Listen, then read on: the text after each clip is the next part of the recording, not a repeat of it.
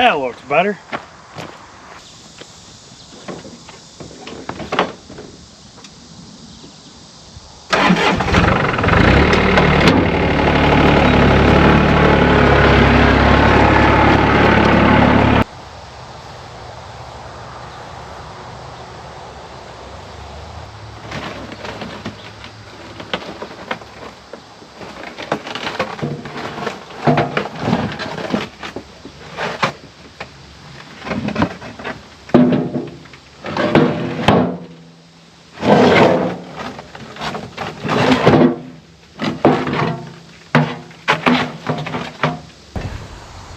Hey everyone, my name's Matt and welcome back to the farm. Well, this little burn bale here I think has seen better days. It served us well over the last year or so, but I'm pretty sure it's time for a new one. The last year or so that Stacy and I have been planning our on the farm wedding here flew by. I mean, it was in the blink of an eye, it seemed like it was here. Well, the events of last Saturday alone went by just as fast, if not faster, than the last year did. It was a great day. We were blessed to be surrounded by our family and friends. We had a small brief rain shower. Apparently they say that rain on your wedding day is a sign of good luck. I believe it. You know, it was everything we could have imagined. Stacy was smiles ear to ear from start to finish of it. The first time I saw her, I lost it. I cried like a little baby. Not afraid to admit it, that's for sure. But I was able to regain my composure by the time she got up to the altar, so we were able to continue on with the ceremony pretty much tearless. But just in the end, it was a really good day, something we'll never forget. I know one thing that I'll never forget: the front of that barn where we had the ceremony. Every time I walk up there, I'll always have that memory ingrained in my brain, and just I walk up there now and I just smile and just think about it. So that's something I'll have for the rest of my life to be able to reminisce back on. But I know Stacy and I have both talked now after the wedding that as much as we enjoyed the planning process of it, we're both glad that it went off like it did, but we're glad that it's kind of done and over with, and we can kind of resume back to our normal lives here on the farm and continue to grow the farm and do things we want to do. And there's a lot to get caught up on around, so that's what we're going to get busy doing.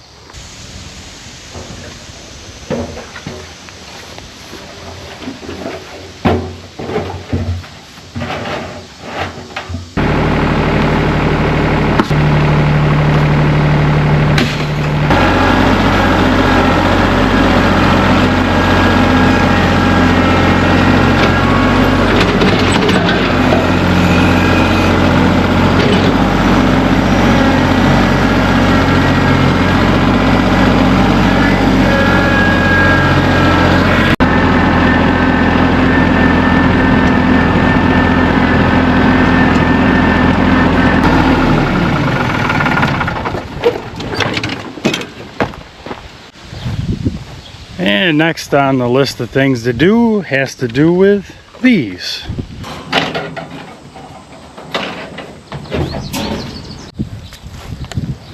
Now we'll open this up, hang it up, and let it go to work. So I'm not really sure how well these jar traps really work. There seems to be a lot of flies on the cows.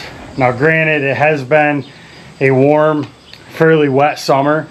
Perfect breeding grounds for flies, so it just seems like there's quite a few flies around on them. But they don't really, they're just an annoyance for the cow. It doesn't really affect their growth or anything like that, but they're constantly throwing their tail around or whipping their head around or rubbing up against each other just to try to relieve the stress that the flies caused on them. So I've been thinking about putting a back rub in this door opening here. Right now it's closed off. I got them out of here. They're out on pasture, so while they're out on pasture, I close this off just so this can dry out, because they tend to spend a lot of time in here. So right now they can get some shade out in the pasture up along the wood line. So right now a back rub wouldn't really be effective. I've also in the past used permethrin and a pump sprayer mixed with diesel fuel, just like probably what 99% of other people use, but I may go that route to try to alleviate a little bit more. But other than that, there's really nothing else you can do for flies. They're just kind of there. They're an annoyance for us and they're an annoyance for them. Well, I think they got a big enough water hole again, so I could probably turn this off. Although I got to be careful with this because it's cracked right here at the coupling, and it likes to spray water all over the place. So that's another job that's got to get done sometime. Well, I think next we're going to tackle this thing here. This machine belongs to the same guy that owned the Kubota excavator that I used this past winter to work on the pasture project around here. This is a Bobcat 773. It's a medium frame size machine. These were a great machine, very, very popular. They had different configurations of them over the years. They went from the 773 to the S185. Very popular machine. There's a ton of them out there. Well, this one in particular, he was running it a while back on a job, and every time he'd run the loader up or down and run the bucket in and out, it would die out the engine to the point where it just about want to quit. And driving was fine. You could drive it all day long. They had no problems with that. But we gotta see if we can figure out what was going on. Last time when he brought it here, everything was working fine. So we're gonna go work it a little bit and see if we can kind of duplicate his problem.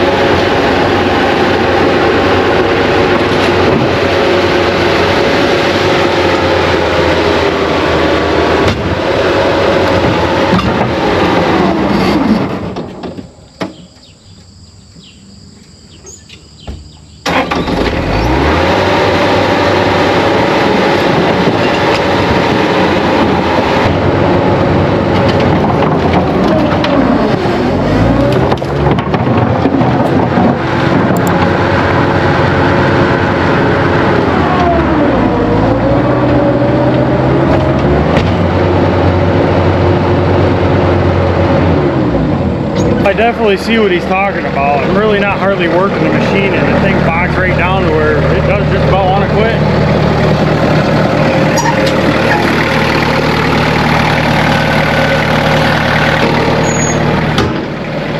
Well, the primer ball's not collapsed like it's starving for fuel. Maybe we'll take it down to the shop and take the fuel filter off and see what the fuel filter looks like inside. Cattle are wondering what's going on over here.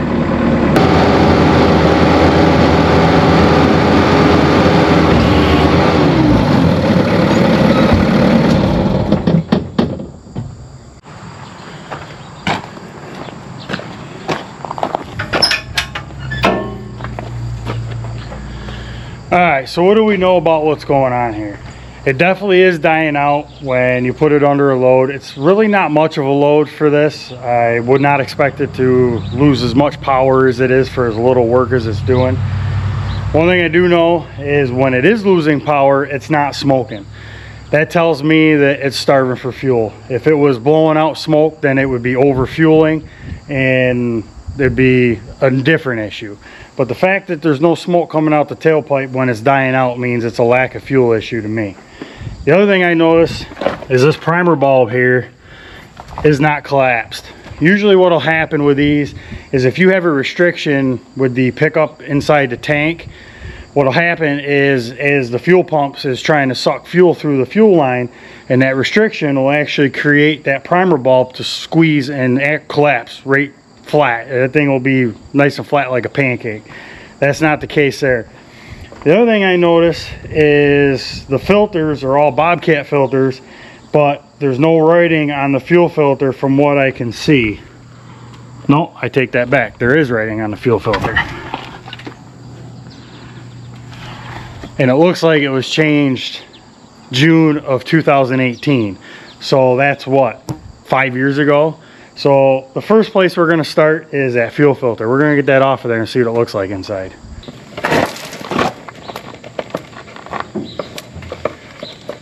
Well, that's not very good. Trying to break this filter loose, I literally blew the bottom right out of it.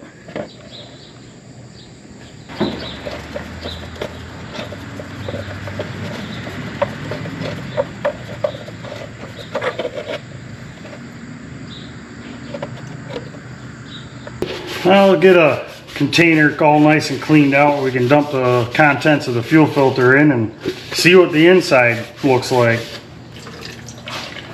That looks yummy. I gotta walk outside and get a little bit more light to get a better look at this stuff. Wow, that's some nasty looking stuff. I haven't seen fuel look like that in a long time.